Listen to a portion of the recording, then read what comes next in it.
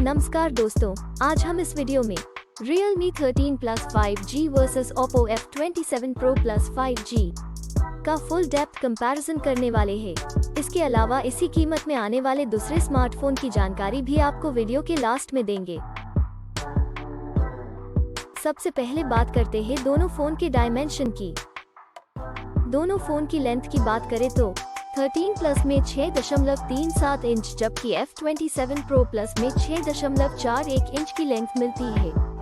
Width की बात करें तो 13 प्लस में 2.94 इंच जबकि F27 Pro Plus में 2.93 इंच की विड्थ मिलती है, जो कि सेम जैसी ही है। बात करें थिकनेस की तो 13 प्लस में 0.3 इंच जबकि F27 Pro Plus में 0.31 इंच की थिकनेस मिलती है, जो कि 13 प्लस से ज्यादा है। अब बात करते हैं वेट की तो 13 प्लस में 185 ग्राम्स जबकि F27 Pro Plus में 177 ग्राम्स का वेट देखने को मिलता है। चलिए अब हम डिस्प्ले की तुलना करते हैं। डिस्प्ले टाइप की बात करें तो 13 प्लस में OLED जबकि F27 Pro Plus में AMOLED की डिस्प्ले मिलती है। एस्पेक्ट रेशियो दोनों फोन में सेम ही 20:9 मिलता है।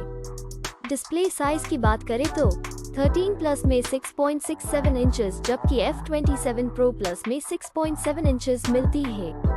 डिस्प्ले रेजोल्यूशन 13 प्लस में 1080x2400px FHD+ और F27 Pro Plus में 1080x2412px FHD+ मिलता है। Screen to body ratio 13 plus में 88.92% जबकि F27 Pro Plus में 89.65% मिलता है। बात करें PPI डेंसिटी की तो 13 प्लस में 395 पिक्सल प्रति इंच जबकि F27 Pro Plus में 394 पिक्सल प्रति इंच मिलती है। अब देखते हैं डिस्प्ले के अन्य फीचर्स यानी विशेषताएं की, जो कि मोबाइल फोन का महत्वपूर्ण हिस्सा है।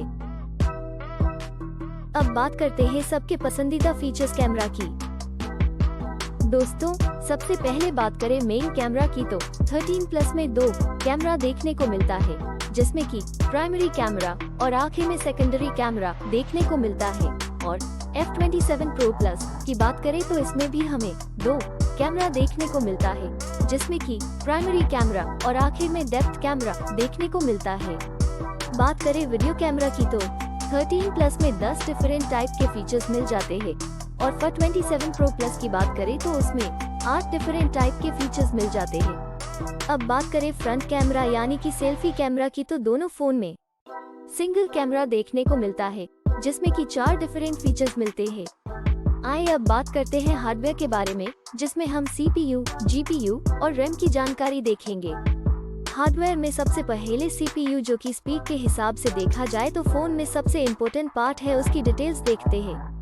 GPU की बात करें तो 13 प्लस में Mali G615 MC2 जबकि F27 Pro Plus में Mali G68 मेगाकुलम 4 मिलता है।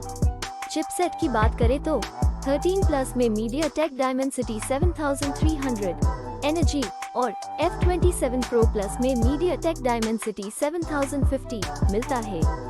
बात करें रैम की तो 13 प्लस में 2 ऑप्शन देखने को मिलता है, जिसमें 8 GB 12 GB की रैम मिलती है, जबकि F27 Pro Plus में एक ही ऑप्शन देखने को मिलता है, जिसमें 8 GB रैम मिल जाती है।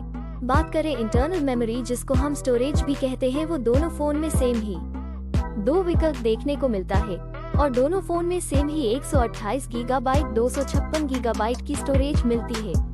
एक्सपैंडेबल मेमोरी की बात करें तो 13 प्लस में अप टू 2 TB जबकि F27 Pro Plus में नहीं है। ऑपरेटिंग सिस्टम दोनों फोन में Android V14 देखने को मिलती है। बैटरी की बात करें तो दोनों फोन में 5000 mAh देखने को मिलती है। आइए अब मेन फीचर को देखते हैं।